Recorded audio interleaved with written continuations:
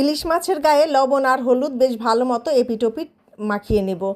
এরপর সর্ষের তেল গরম করে সেখানে মাছগুলোকে উল্টিয়ে পাল্টিয়ে হালকা করে ভেজে নিব। আর ইলিশ মাছ কিন্তু সর্ষের তেল দিয়ে রান্না করলেই ভালো লাগে। মাছগুলোকে হালকা করে ভেজে তুলে রাখবো আর ওই তেলেই দিয়ে দিব অল্প করে পেঁয়াজ কুচিটাকে অল্প করে ভেজে নিব বেশ সুন্দর মতো।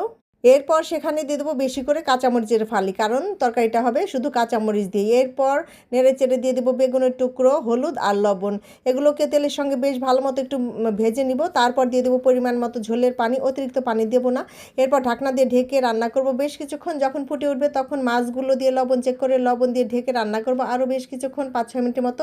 এরপরেই কিন্তু তৈরি হয়ে যাবে মজাদার ইলিশ মাছের পাতলা ঝোল। এটা কাঁচা মরিচে ইলিশের পাতলা ঝোলের তরকারি গরম গরম ভাতের সঙ্গে কিন্তু দারুণ লাগে। অল্প মশলা এত মজার একটা তরকারি এভাবে রান্না করে একবার খেয়ে দেখবেন, আশা করি ভালো লাগবে। আর ভালো লাগলে লাইক কমেন্ট শেয়ার করবেন আর আমার চ্যানেলটি সাবস্ক্রাইব করে আমার পাশেই থাকবেন। আপনাদের জন্য দোয়া রইল, আমার জন্য দোয়া করবেন। আজকের মতো এখানেই বিদায় নিচ্ছি। আল্লাহ হাফেজ।